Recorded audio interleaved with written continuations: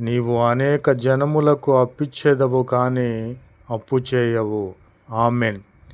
ప్రభువైన క్రీస్తు వారి ఆజ్ఞలను మనము అనుసరించినట్లయితే మన గర్భఫలమును ఆశీర్వదించే దేవుడు, మన పశువులను నేల పంట విషయంలోనూ సమృద్ధిగా మేలు కలగచేయు దేవుడు. అలాగునే మనకు మన దేశము మీద తగిన కాలమందు వర్షము కురిపింపచేయు దేవుడు మనలను ఆశీర్వదించుటకు ఆకాశమును తన మంచి ధననిధిని తెరిచేటట్లు ప్రభువైన క్రీస్తు వారు చేసి ఉన్నారు కనుక వాగ్దానము చేసి ఉన్నారు.